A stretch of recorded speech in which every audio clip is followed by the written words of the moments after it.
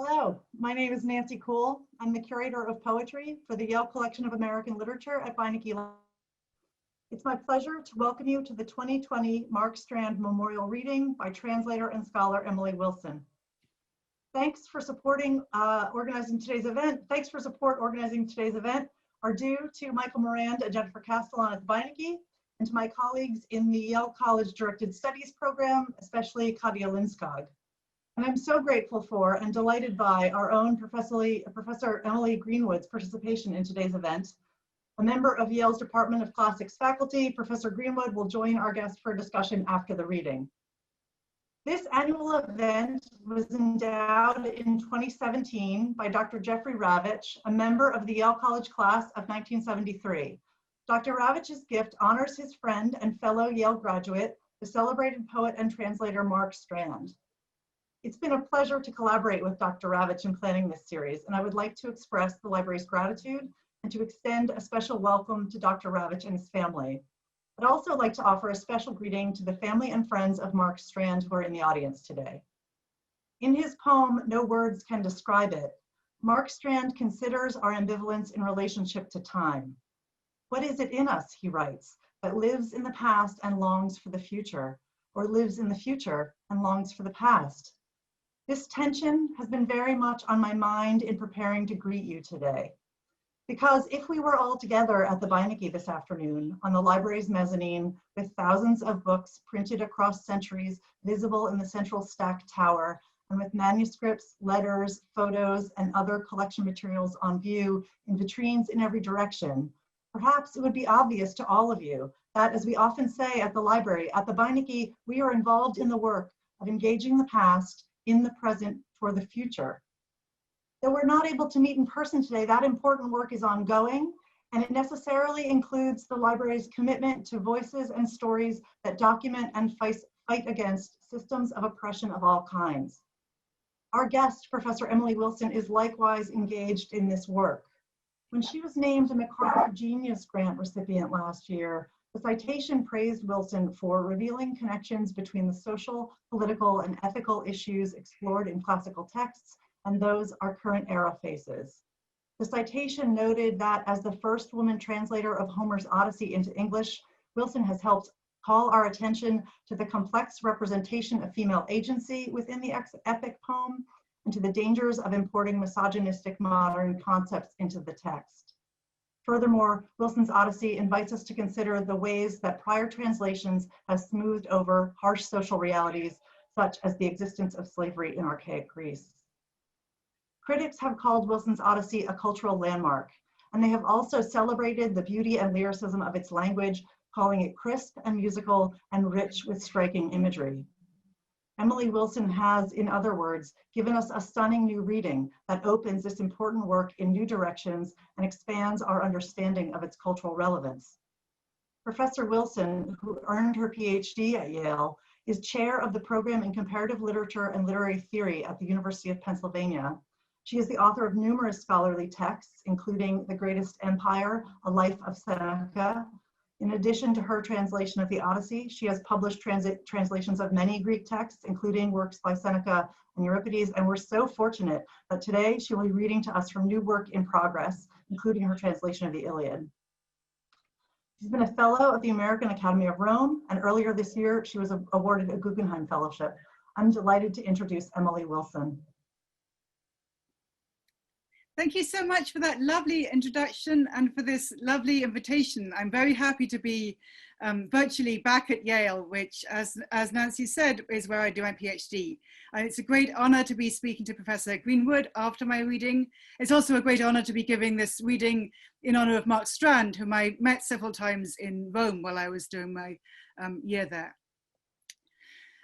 So I'm very happy to be reading in his memory. I'm going to read from two passages, which I thought, you know, we're living in a time of plague, so I should read passages that are about plague. So I'm going to read the beginning of my translation of the Iliad, and I'm also then going to read the beginning of my translation of Oedipus Tyrannos. And I hope that we can talk afterwards. I'm going to talk to Professor Greenwood, and also I think there'll be time for some questions from the audience about whatever people want to talk about. Okay, so I'm going to start with the Iliad. Book 1, The Quarrel. Goddess, sing of the cataclysmic wrath of Peleus' son Achilles, cause of so much suffering for the Greeks, that sent many strong souls to Hades, making men a feast for birds and prey for dogs. The plan of Zeus was moving to its end, beginning when those two argued first, Lord Agamemnon and glorious Achilles. Which god caused their fight? The son of Leto and of Zeus, Apollo. Angry, he roused deadly plague through camp. The men were dying, all because Lord Agamemnon scorned Apollo's priest, Chryses, when he approached the swift Greek ships. He held a staff of gold entwined with bands to glorify the long-range archer god, and brought a lavish ransom to set free his daughter. He beseeched them all, especially the two commanders, Agamemnon and his brother Menelaus. Sons of Atreus, and all you armed Greek fighters, may the gods on Mount Olympus let you sack the town of Priam and go home safe. Take this ransom, give me back my daughter, and appease Apollo, far-shooting son of Zeus. The others all agreed they must respect the priest and take the lavish ransom. Only Agamemnon would not accept it, and with rude, harsh words he sent him off. Old man, if I find you lingering by these ships or coming back, your staff and holy wreaths will not protect you. I will not let your daughter go. She shall grow old in Argos, in my house, far distant from her own fatherland, and work the loom and share my bed. Go, do not make me angry. Go if you want to live. At that, the old man was frightened, and he did as he was told. He walked in silence on the beach, beside the loud, resounding sea. He stood alone and prayed to Lord Apollo, son of Leto. Silver bow, listen, god of Tenedos, Chryse, and sandy Scylla, mouse lord, if I've ever built temples to your liking, ever burnt fat thighs of goats and oxen for you, grant my wish, and with your arrows make the Greeks repay my tears. Apollo heard his prayer. Enraged, he came from Mount Olympus, armed with bow and covered quiver on his back. His arrows rattled as he moved in fury. He came like night. He sat beyond the ships and shot an arrow, and his silver bow howled. First he struck the mules and running dogs, then turned his piercing weapon on the men. And always pyres were burning, piled with corpses.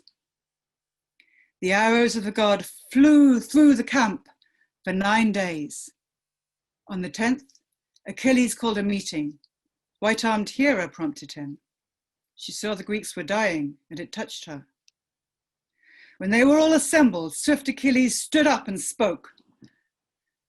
Now, Agamemnon, if war and disease together crush us Greeks, we'll have to turn and run from death back home.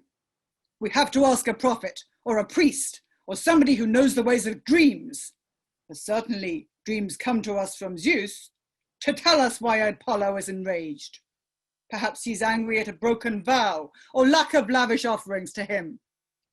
He may accept the fat of sheep and goats and turn this plague away from us. With that, Achilles sat back down again, and Calchas, the son of Thestor, stood. He was the best interpreter of birds. He knew what was and is to be. He led the fleet of Greeks to Troy through his prophetic art. Now, with all good intentions, he replied, You order me, Achilles, loved by gods, to tell about the wrath of Lord Apollo, the long-range archer. I will speak, but you must swear an oath that with your words and hands you will protect me. I think I will anger a man who has great power over all the Greeks.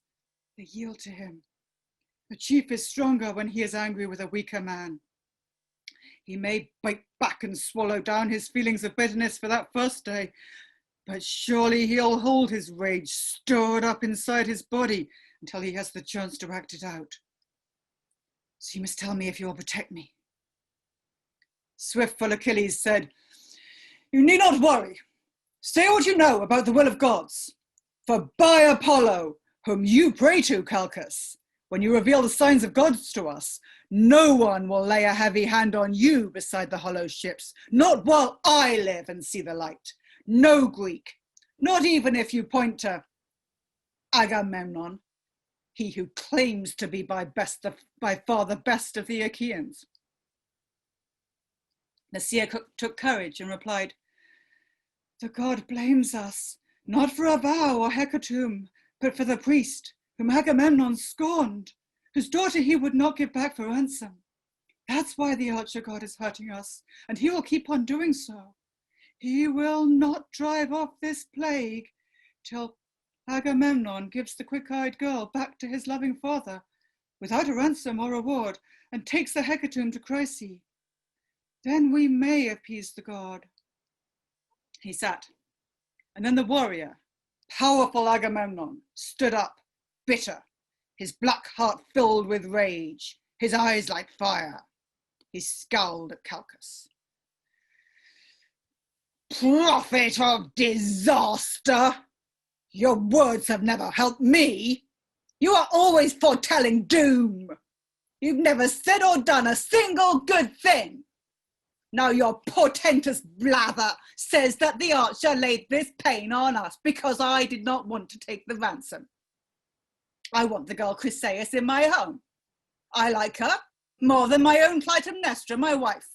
For body, figure, mind, behavior, she's just as good. Still, I will give her back, if that is best. I want the army safe, not dead. Go find another prize for me, so I'm not the only Argive lord without a prize. That isn't fair. You all can see my prize is going somewhere else. Swift-foot Achilles said, Lord Agamemnon, no one is more acquisitive than you. How can the brave Greeks give a prize to you? We don't know where to find a heap of treasure ready to be divided up. The wealth we've taken from neighboring towns has been shared out already. It would be wrong to make the warriors return it all. You have to send this girl back to the god, and we will recompense you, yes, 3 or 4 times over, if one day Zeus lets us sack the high-walled town of Troy. Lord Agamemnon said, godlike Achilles, you're tough, but don't be sneaky. You won't fool me or boss me. So you want to keep your prize and have me sit with none? You're telling me to give that girl back. If the warriors give me a matching prize to satisfy me, fine. If not, I'll come to you and take your prize. Or Ajax, or Odysseus. I'll make somebody angry. We'll discuss this later. But now let's launch the black ship on the bright sea, assemble men to row, and let's load on the hecatomb and pretty-faced Chryseis. One chief should lead, Odysseus or Ajax or Idomeneus or you, Achilles, you superhero, to make sacrifices and pacify the archer god for us. Swift-foot Achilles scowled at him and said, incredible! You wear your shamelessness as if it were your clothes. Your mind is always obsessed with profiteering for yourself. What Greek would want to go and fight with you? I didn't come to Troy because I wanted to fight the Trojans. They have not wronged me.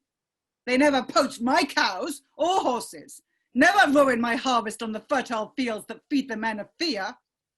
My home country is far away. From here to there are many shadowy hills, reverberating seas. I came with you, you brazen cheat, to please you, to win for you and Menelaus glory through Troy. You dogface! Now all that is nothing, and you don't care. You're threatening to take my prize, for which I worked so hard and which the Greeks gave me. I never get a prize equal to yours. When we Greek warriors are sacking wealthy Trojan crowns, my hands work hardest in the frenzied fighting. But when we share the spoils, you get much more. I come back to the ships with something small though precious when I'm worn out from battle. So I'm leaving for Thea now. I'll sail in my curved ships back home. I will not stay here, disrespected, pouring out wealth and revenue for you. Chief Agamemnon said, then off you go if that's your wish. I won't beg you to stay here for my sake. I have other men who'll give me respect, and wise Zeus gives me most of all. I hate you more than any Zeus-born chieftain. You always relish war and fights and conflict. You may be strong, but some god gave you that. Go home with all your ships and men and rule your myrmidons. I do not care about you. Your anger doesn't bother me. But I promise you this, just as Apollo's taking Chryseis from me, and I have to send her back with my ship and men, so I will come to take your prize, your pretty-faced Briseis. I'll come in person to your tent to prove my dominance, and other men will shrink from talking back and trying to be equal. Achilles, wounded, felt his heart divided inside his hairy chest. Should he draw out his sword from by his thigh and rouse the men and slaughter Agamemnon? Or hold back his anger, check his impulse? As he pondered in mind and heart, he drew his massive sword out of its sheath. But then Athena swooped down from the sky. The white-armed goddess Hera sent her because she loved both men. Athena, standing behind him, grabbed his chestnut hair, invisible to everyone but him. Achilles, startled, turned and recognized Athena, and her eyes were far too bright. His words flew out. Why have you come here, daughter of High King Zeus? To see the cruelty of Agamemnon?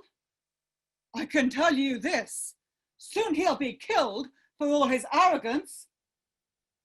Grey-eyed Athena said, I came to stop you, if you will listen. Hera, white-armed goddess, sent me from heaven, as she loves and cares for both of you. Now stop this argument. Don't draw your sword. Taunt him with words and tell him how it will go. I tell you, this will happen. One day you'll get 3 times as many gifts for this affront. Hold back. Obey me now. Swift-footed Achilles said, when you two speak, one must comply. It is the better choice. The gods take heed of those who yield to them. Okay, I'm going to stop there on the Iliad, and I'm going to read just a little tiny bit of Oedipus from the very beginning of the play, and then we'll pause and have our conversation. So this is the opening of the play, which features the priest gathered with a group of young children come to appeal to the leader of Thebes about the fact that there's a terrible plague afflicting the whole city. And Oedipus, the leader of Thebes, the Tyrannos, the one-man ruler, comes out, sort of balcony scene, to address the populace. Children, young ones, nursed by this old city of Cadmus, why are you sitting here in wreaths and with those supplication branches? The city is all full of incense, full of groaning and of songs and prayers for healing. I thought it wrong to hear it secondhand.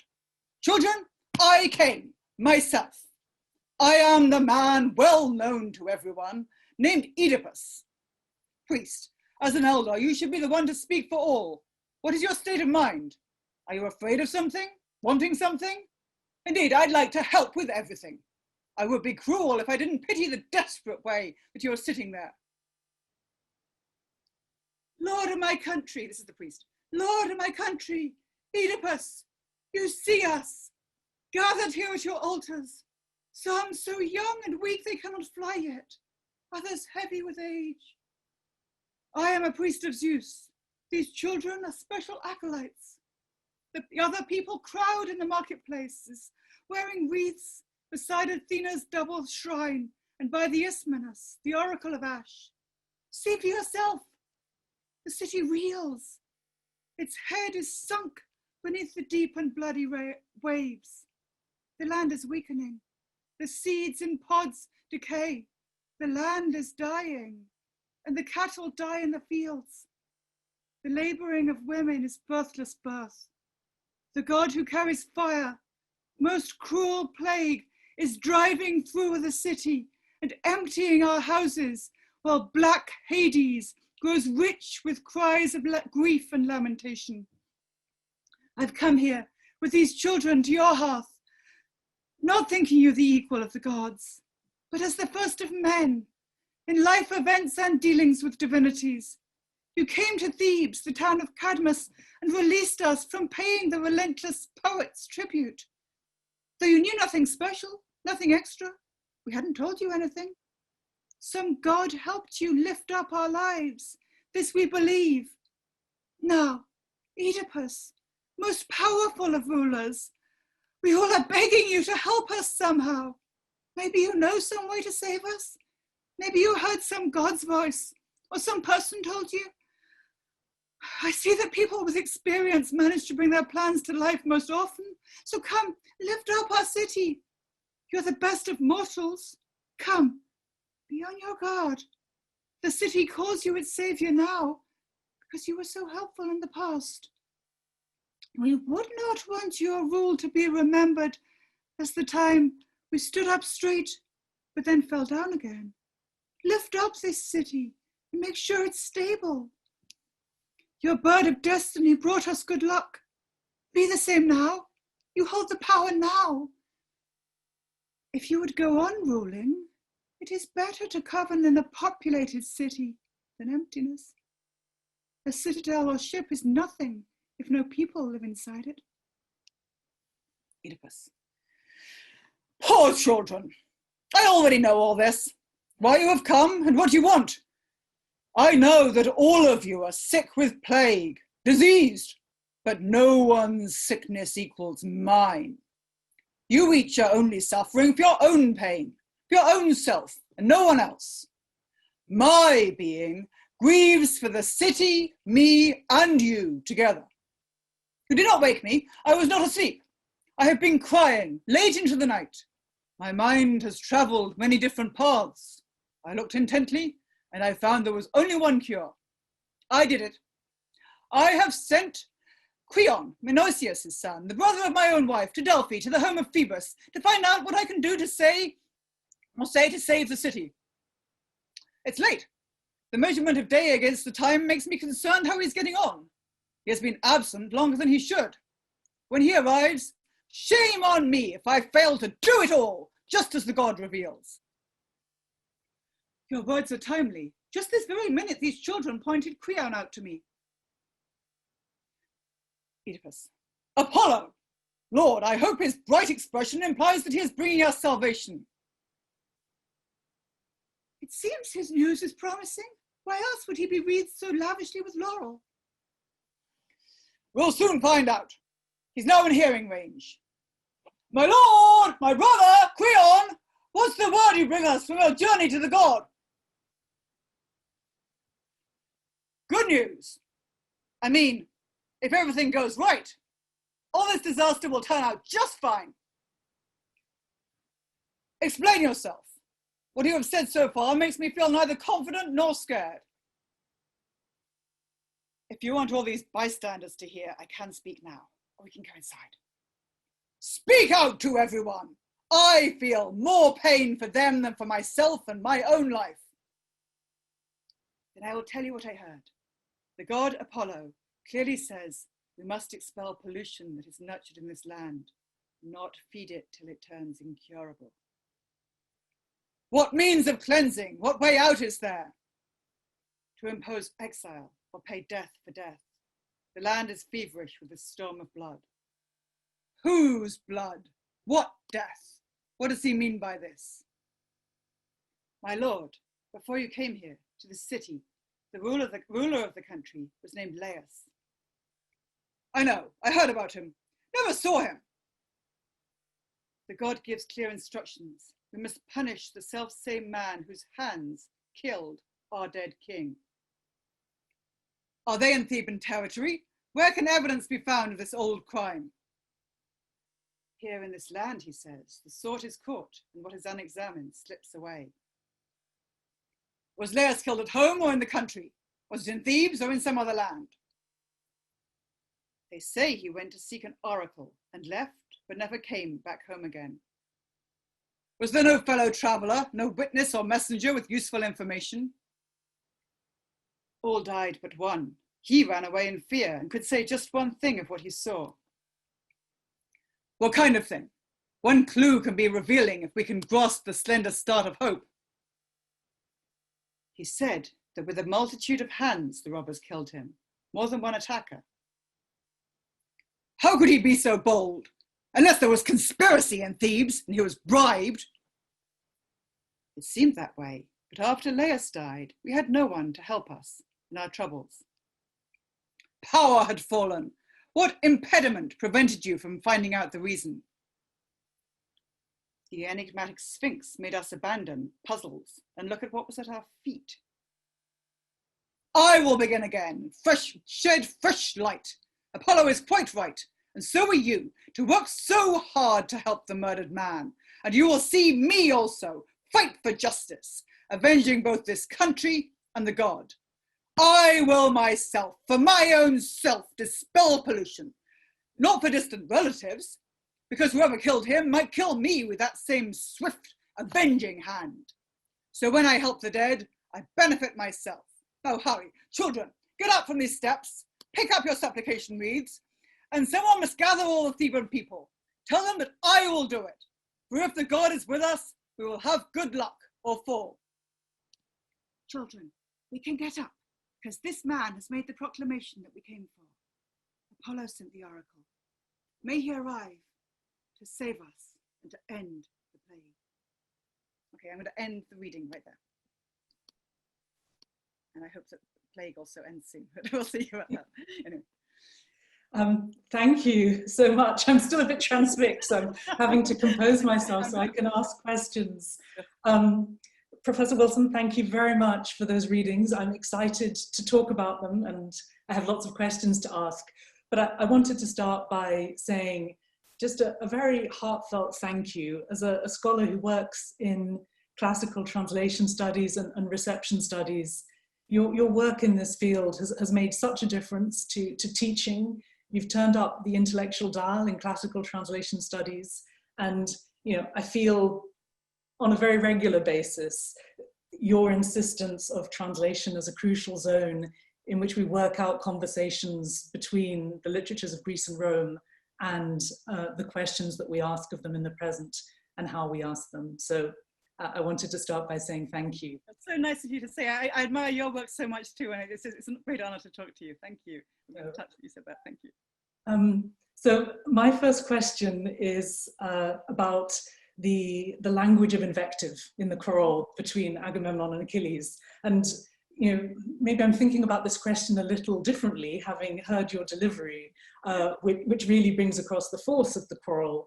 But in your translation, the narrator cues us in that Agamemnon is using rude, harsh words. Yes. My question is about how do you calibrate the appropriate level of invective and swearing, given that curse words are such intersubjective things? And I'm also thinking in light of Michael Hughes's 2018 novel, Country, in which the Iliad is transplanted into the borderlands of Northern Ireland, and the Achaeans are the IRA, where we have, really expletive Yeah. swear words in that choral. How did you wrestle with all of this in deciding the language? That's a great question. And just how to make sure that even on the page, when you can't hear the sound of someone yelling, how do you make sure they sound angry enough? Yeah. And I think you're absolutely right to sort of be putting your finger on the issue about how to do it in English specifically, because when people are very angry and they're speaking English, they're going to be using a lot of curse words, usually. And in the Homeric poems, I don't think what we get in the quarrel really is curse words. I don't think it would have registered as this is the same as dropping an F-bomb. There's some elaborate curse language, and there's animal insults and body part insults, but it's not quite the same, I don't think, as this is the kind of word that the BBC would bleep out. So the question is just how do I make sure it sounds angry enough and yet they're not doing that exactly. And I think it's also just part of how this text is supposed to be both emotionally totally realistic, but also not realistic, right? They're not actually speaking the same way that a normal average person on the street in archaic Greece would have been speaking. They're speaking in a poetic language. I like that you brought up that wonderful novel country, and in a way there's the question of expletive language. There's also the question of dialect, right, which I think is a slightly separate question, but it's a intersecting question. I didn't grow up speaking a Northern Irish or Southern Irish dialect. It would seem to me very inauthentic if I translated the Iliad into any dialect that I don't actually speak. So I see it partly as a limitation of mine that if I were to appropriate some dialect which isn't mine, I don't feel that I could fully do that. I have thought a lot about how Homeric Greek is a mix of dialects. Is there some way to bring an element of that into the kind of English I use? Can I occasionally use a dialect word which won't always be from the same dialect to give some flavor of that? And I'm experimenting with doing that a tiny bit more in the Iliad than I did with the Odyssey. I haven't quite figured out whether I think it can work yet or not. But I think that's somewhat different from the question that you were originally asking about expletives specifically. And as I say, having heard you give the reading, I think that the life of the translation will have many different forms in different media, and many readers will access this as an audiobook as well, and will have plenty of opportunities to sort of think about sort of emotional register and to work with the language that you give us.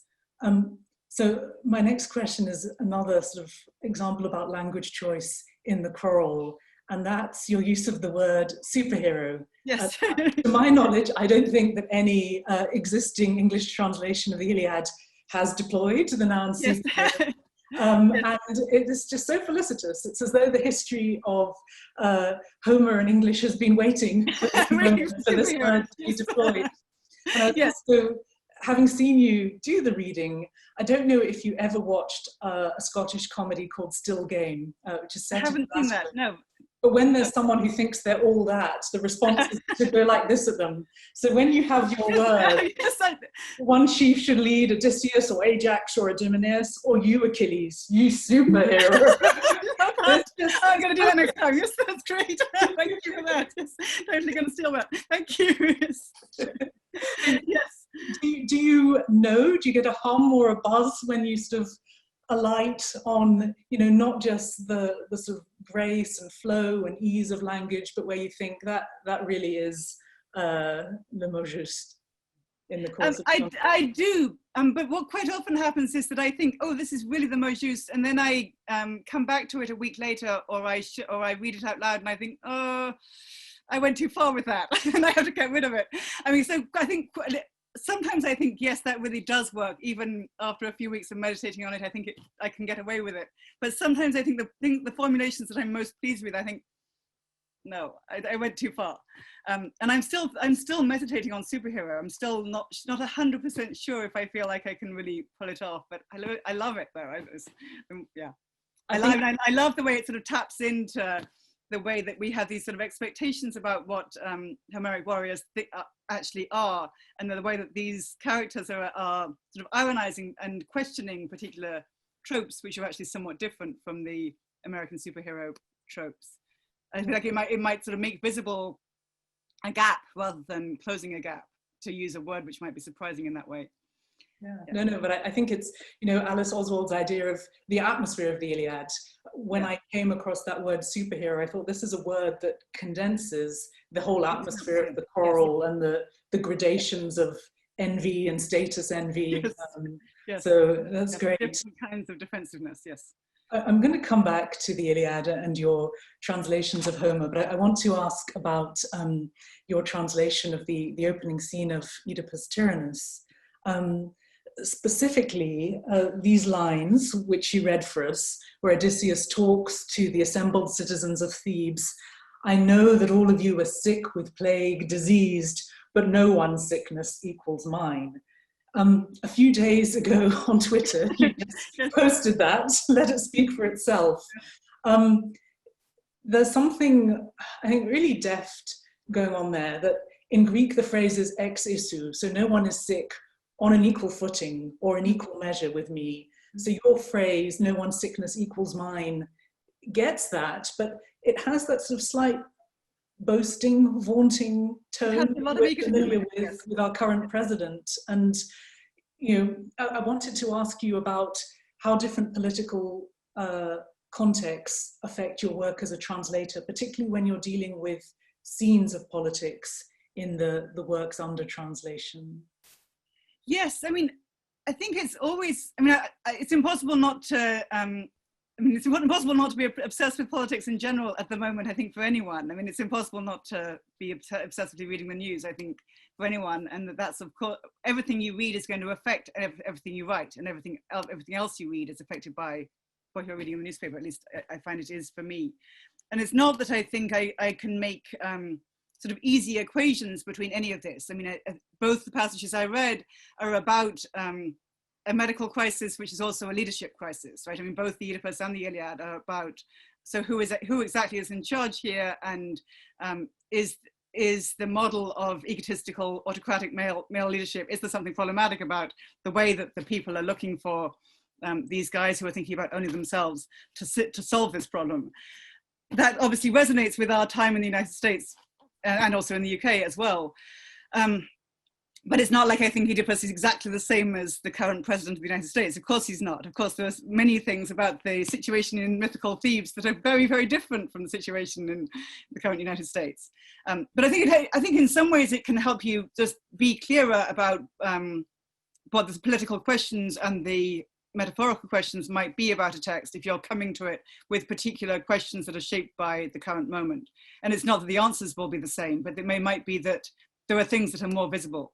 I mean, I feel like, I've been reading both these texts for decades, and I don't think when I first started, studying them in school or college, I don't think I was nearly as aware of the way that that Oedipus Tyrannos is so much focused on the language of equality and the language of measurement, and who measures up to whom and how do you measure things, and also the language of the obsession with immigration, which of course was really important in 5th century politics, in 5th century Athens, but is also very important in 21st century American and European politics. So I think there are things which can become more visible when our culture changes, as we look back to this other very alien culture.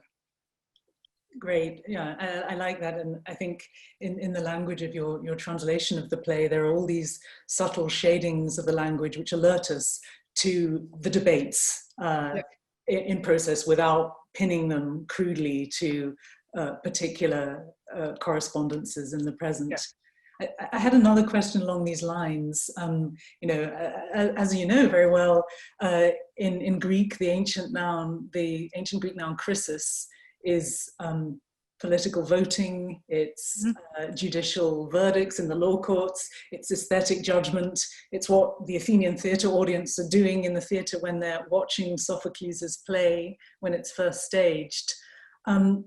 Do you think about your role in translation or the practice of translation as related in any way to this activity of chrysis? Is one of your ambitions for your translations that they make these works, the Odyssey, the Iliad, the Oedipus Tyrannos, more accessible for contemporary audiences to think and deliberate with? Yes, I mean, I do. It's not that I'm I mean, I guess I sort of hesitate about the question of accessibility, because I think there are so many ways to be accessible, and there's also a question about what exactly are you making accessible, right? I mean, I think in a way some of the moves that I want to make are not, I mean, not all the moves I want to make as a translator are about let me make it as easy as possible, right? And I want to make it as rhythmical as possible. I want to make sure I'm thinking about meter and sound all the time. I want to make sure I'm thinking, in the case of Sophocles, about metaphor all the time, because he's such a deeply metaphorical writer in a way that I think is very different for the Homeric poems. But then it's not that I want to think about those things just inside my head. I want to think about those things and then communicate. And if it is something difficult, I want to make the difficulty accessible. And if it's something easy, I want to make the easiness accessible. And I want the either ease or difficulty to feel earned, and to feel as if the area that you're working in is an area where I think it's worthwhile to work here. I think it's worthwhile to really think hard about how does Oedipus represent measurement or equality or egotism or defensiveness or feet. I mean, I was really interested in what can I do about the foot puns, and impediment was the other one in that Oedipus passage that I that I was really pleased with. And again, might not actually quite work, but I liked it. Yeah.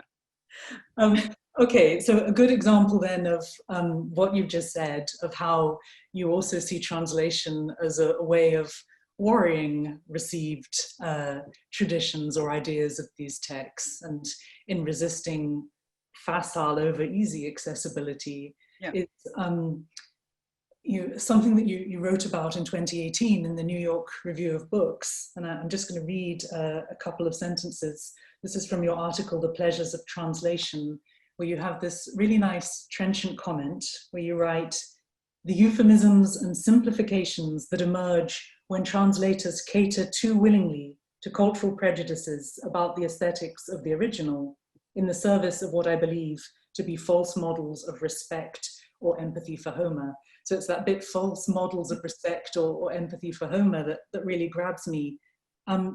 Could you say more about the ways in which you see your translations as taking on some of the cultural myths about classicism or the classics in our contemporary America? Do you see them as part of a revisionist project, in other words? I guess so, yes. I mean, I'm not sure that, within the world of classics, within the world of classical scholarship, I sort of wonder, and it's sort of hard to generalize, right? Because everyone teaches differently and I don't have insight into everyone's classroom, but I think just in popular perceptions and in sort of general reader perceptions, I think there's an idea of, one of the big questions that over the last 5 minutes you and I have been sort of circling around is how do these texts sort of represent critique of male dominant roles which could potentially be critiquable? Is there any distance in the way the text frames, here's this guy who thinks he's all that, but is he really all that? And does the text think he's all that? Does the narrator think he's all that? Does the way that Sophocles frames the drama make us think, oh yes, Oedipus was really absolutely right to be totally self-confident all the time? Or maybe not quite so, no, maybe he wasn't quite right. So it just seems to me that the element of the text where it's there in classical literature, at least in quite a lot of the texts that I'm most interested in, it's certainly there in tragedy and epic, is there's this real grappling with social relationships, social roles, and questioning of people's perception of themselves, and questioning of how do we order the hierarchies of society, how do we build communities, and how do we use community boundaries to keep some people in and keep some people out. And those are inherently political questions which resonate with political questions that we have now, as well as psychological questions about why do and how do people adopt social roles. And I think there's something, for me, it's missing and huge if we assume back in the day, everyone just thought powerful guys were great. And of course, that model, which I think is there in some popular perceptions of ancient Greece and Rome, it relies on an idea of everyone that is quite an exclusive idea of everyone. Like, maybe the guys themselves thought they were great as they went about their enslaving ways, but it seems unlikely that absolutely everybody that they enslaved and absolutely everybody that they were married to always thought they were great. And it also seems unlikely that it seems to me inherently implausible that these texts, which to me seem to be grappling in quite a serious way with the different ways that you might be a leader. I mean, the Iliad is not about a monolithic model of this is the way to be a man, there's only one way to be a man. It's grappling with multiple ways to be a man, each of which might have particular kinds of vulnerability associated with them. And I just think that if you sort of go into it thinking, this is just about saying, yay, yay, guys are great and they kill each other, isn't that great? Then it might not necessarily bring out everything that might be interesting about the text. Okay. I mean, I'm sort of exaggerating the straw person of what I don't want to do, but I also do think that the straw person is visible both in the classroom and in at least some translations. Yeah, absolutely. So, I mean, I'm going to follow up on that with a question from a Yale student, Tilly Brooks, who is a sophomore. And this maybe illustrates a respect in which, through the sort of way in which you try and open up the sphere of cultural referentiality through your use of English in your translation. Here I'm talking about your Odyssey translation. In the target audience, your project can be seen as revisionist in ways that perhaps you didn't intend in exactly that way, but you left it open. So Tilly's question is about your translation of the Homeric epithet El Plokamos, with sort of fine hair, fine locks, of the goddess Demeter in Book 5 of the Odyssey, which you translate as with cornrows in her hair. And Tilly is asking whether you wanted to evoke debates such as the Black Athena debate. Did you want us to think about the cultural politics of good hair, bad hair in North America? Were you thinking of specific iconography? Could you say a bit about that choice? Sure, yes. I mean, I mean, maybe in a way that's like the superhero instance of I was just really happy that I could do that. And I felt if I'm going to do that with any instance of this, I mean, people and women and goddesses, if they're elite, tend to have good hair. So, I mean, of course, I could have done it for several other instances, but I thought if anybody's going to have cornrows, it's got to be Demeter. And I definitely also did think it's great if the reader can be reminded not to think of a goddess as necessarily white. I mean, why should a goddess be white? There's nothing, whiteness is a modern construct, and I wanted, if the reader does go there, I hope that it would be a productive journey to unpick potential assumptions about race and ethnicity in the ancient world and not project whiteness back onto this poem, for sure. And I also I think it's kind of funny. I mean, I hope that it might also be enjoyable as a way of, especially because it's a scene which I think is itself both sort of high volume emotional, but also a little bit funny, where Calypso is so outraged at gender inequality. Okay, thank you. And yeah, I just want to follow that up. I say you were the mother of 3 daughters, and when I think back to my early beginnings in classics in the Greek classroom, it really would have given me such a huge sense of encouragement to come across that translation with cornrows in her hair. So that's meaningful. Good. So I want to ask a question now. You have so many roles. You just referred to the fact you're parent, you're scholar, you're translator, your graduate mentor, your teacher, your pet owner, let's not forget. And you're also at the moment serving as a judge for the Booker Prize.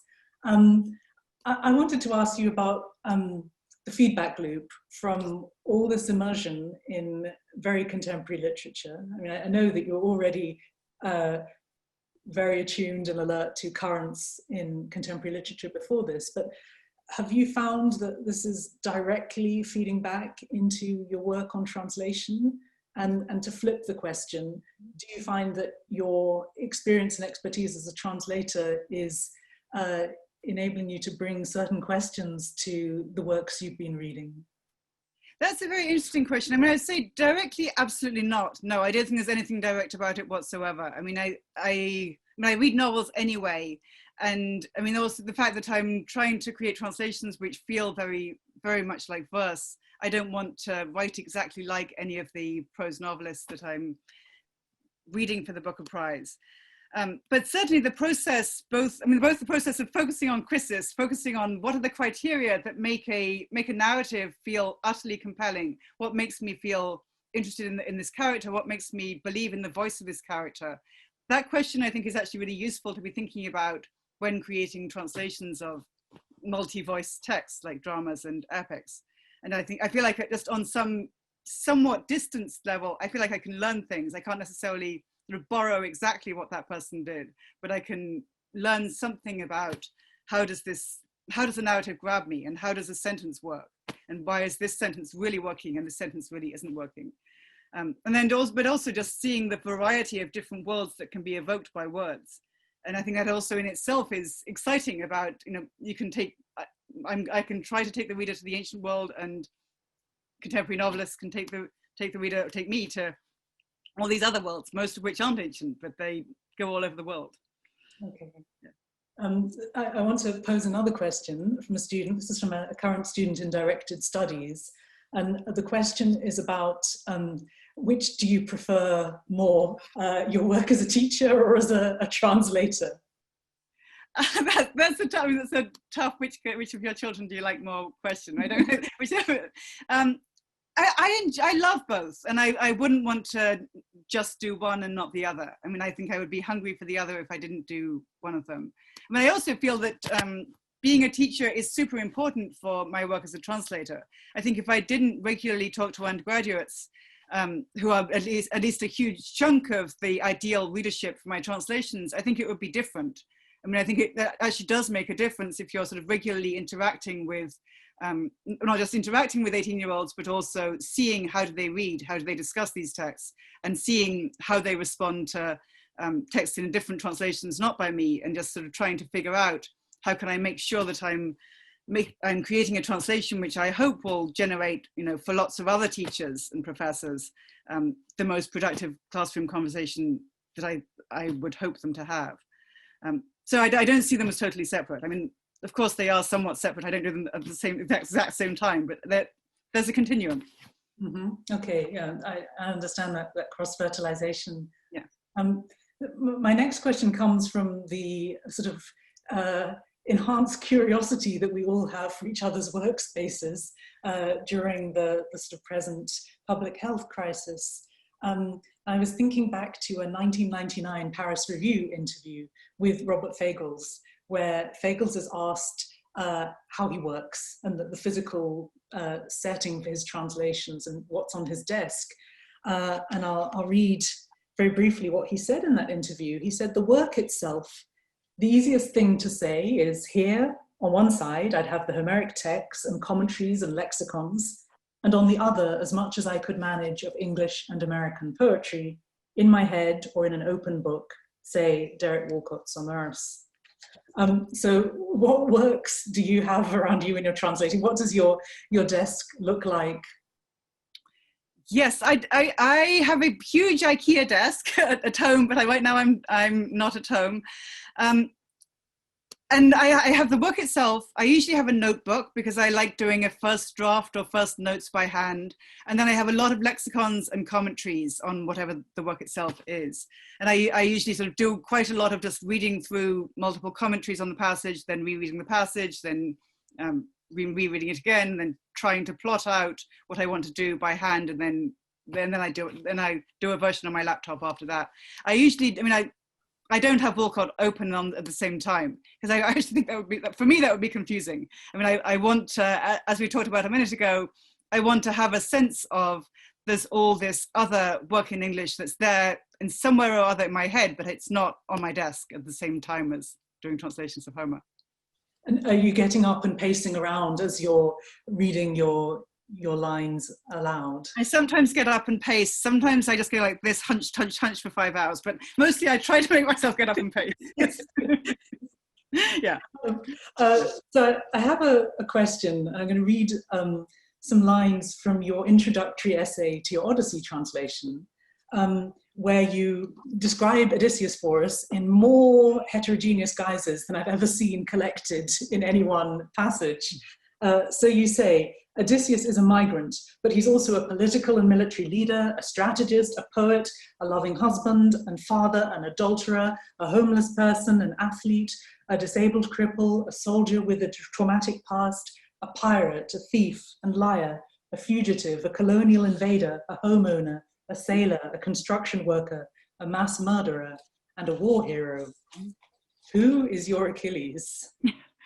My Achilles is straight up. I mean, so there's no long list for Achilles. Achilles is like direct to the point, direct to death, run as fast as you can. I mean, but I also think the Iliad is sort of focused on the complexity of simplicity, right? I mean, that there are these really simple truths which Achilles sees, such as that we're going to die. And he gets fast to that point. But then that might actually be so deep and so complex that it's not like simplicity is any less complex than multiplicity. But I do think that in antiquity, but also even within the Homeric poems themselves, there's this binary, these various binaries, right? There's the binary between Agamemnon and Achilles, but there's also the binary between Odysseus and Achilles, and they're set up as different kinds of opposites. But I'm not doing a long list for Achilles. I don't think he's that kind of guy. So you're not, or you don't really buy in for the sort of characterization of Achilles that we have these alter Achilles or aspects of Achilles' backstory that inform his characterization in the Iliad? Well, I think that, I wouldn't forefront that, because I think what he forefronts is I'm direct. But I think as the poem unfolds, you sort of see all these different manifestations, which turn out to be part of the sort of, within that directness, he has this complicated relationship with his mother. He has this deep relationship with Patroclus. And I want to make sure that the deep love between Achilles and Patroclus emerges, as well as the murderousness of Achilles, as well as the desperate power hungriness of Achilles, as well as the cutthroat speed. And that I think all of those things are there, but they're there, sort of underneath each other, rather than Odysseus trying to be somebody else in every scene. So I just think it needs to be laid out differently. Rhetorically, I wouldn't do the same kind of list. It's not that I think Achilles is just as interesting and in a sense layered, but it's not that he's going to be wearing a different costume all the time. Great. So, I mean, in honor of this multi-layered Odysseus, and in honor of the dedicatee of this lecture series, Mark Strand, I was thinking about a poem by Mark Strand that he read at the Beinecke when the series was inaugurated. And this is his poem, Harmony in the Boudoir. And it made me think of the narratorial contract of the Odyssey, but also the subtleties of your Odyssey translation as well. And Penelope's opacity, which you have written about very well. I'm just going to read a few lines from Mark Strand's poem. After years of marriage, he stands at the foot of the bed and tells his wife that she will never know him, that for everything he says, there is more that he does not say, that behind each word he utters, there is another word, and hundreds more behind that one. All those unsaid words, he says, contain his true self, which has been betrayed by the superficial self before her. So you see, he says, kicking off his slippers, I am more than what I have led you to believe I am. Oh, you silly man, says his wife. Of course you are. I find that just thinking of you having so many cells receding into nothingness is very exciting. That you barely exist as you are couldn't please me more. If I take those lines from Mike Strand's poem out of context, specifically that for everything he says, there's more that he does not say, that behind each word he utters, there is another word and hundreds more behind that one. Is that what translation feels like for those of us who don't work on literary translation? There's always more behind the words, yes. I mean, but then also it seems that there's a sort of interesting dialogue between the husband and wife, right? There could be always more, or it could be just that it's a way of dismissing him as well, right? I mean, there's that ambiguity in the turn of the poem where it could be that he's showing how wonderful he is because he's so complex, and she's like, I don't have to bother with most of who you are because you seem so superficial on the outside. So I think it's possible I think in a way, as a translator, I think one has to start with deep humility, with deep awareness that what I'm giving you if I'm creating an English text, I'm not giving you the same thing as the Greek text. None of my words are the same as Homer's words. And I just have to be aware that I can't fob it off as the same thing, that there isn't any behind. I personally did read the Greek, but you didn't read the Greek if your reading is my translation. And I don't think it's helpful to say behind each one, it's there. In a way, I mean, I think it is for me, but it might not be for you if you haven't read that. So I don't feel like I should forefront my experience at the expense of yours. And in a way, that's also what the Mark Strand poem is about, right? Is that he forefronts his experience and she responds, and we never get her experience. There's this gap in where is that? It's nowhere.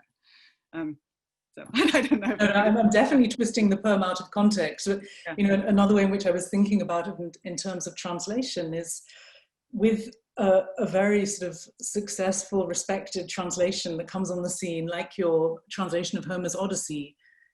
To a certain extent, it supervenes in the translation tradition, and it's going to supplant previous favorites. So, you know, if I could pin you down and ask, are there aspects of previous favorite translations, whether at the level of a line or whether at the level of an individual word choice, that you know, genuinely feel sad to lose or sad to have forsaken? You know, I don't actually see translation as erasure of the earlier tradition. I mean, it's all still there. I mean, if Beinecke still exists, all libraries still exist, and virtual libraries exist. Everyone can go read Chapman and Pope and Fagles whenever they want. They're very welcome to. I'm not stopping anyone. I'm not censoring anyone. So I actually think it's a false model. I mean, it's true that there are trends in which translation or which text is the current canon, but canons are always temporary, right? There's one canon that comes into being, and then it's like the generations of men, like the leaves. They come into being, they pass away. That's what all literature is like, all culture is like that. You know, I'm not going to last forever. Yeah, you know, this debate shape herself on my digital self. In classical translation studies, Donald Kahn Ross wrote this sort of scathing review of you know, Homeric translations in the 1960s and the outsized influence of college syllabuses in espousing particular translations that then supplant or dislodge. If this is the one translation that a student reads, and that then becomes the poem or the work for them. Do you ever think about it in those terms? I do, yes, and of course I mean that makes me agonize about it a lot. I mean, that makes me sort of think I've got to, you know, just work as hard as I can to make it something which is going to work for whatever work means. It's got to be as rich an experience as I can make it.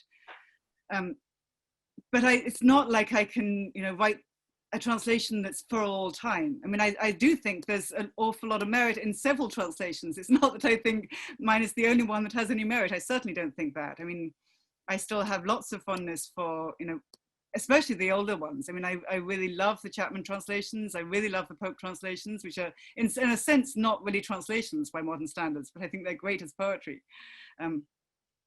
And I haven't spent nearly as much time with the more famous, I mean, now more best-selling 20th century American ones. And I know that a lot of people who went to high school or college in North America may have a much deeper attachment to one of those translations than I do, because I went to college in Britain. So I was never made to read one of those translations slowly for a class. So I think it's actually a very different relationship to the relationship that a lot of North Americans have to either Fagles or Lattimore. Great. I'm seeing, I think we are at time. There are lots of questions in the Q&A, and maybe we can capture these questions so that, you know, you can suggest some answers to them, which we can help to circulate. But the sort of stream of questions is testimony to the way in which you sort of light up these questions of translation. So thank you for those captivating readings and your delivery of the work in progress, and for sharing the work in progress with us, and for thematizing it as well in dialogue with our particular present. It's been a real pleasure talking to you. Real pleasure to talk to you. Thank you so much. Really appreciate it. Thank you. And I'm delighted to thank you both, Emily Wilson and Emily Greenwood, for that. Your reading, Emily, was wonderful. And Professor Greenwood, thank you so much for your wonderful questions. What a terrific afternoon this has been. Thank you so much. And thanks to all of you who have attended from a distance. We're delighted to welcome you.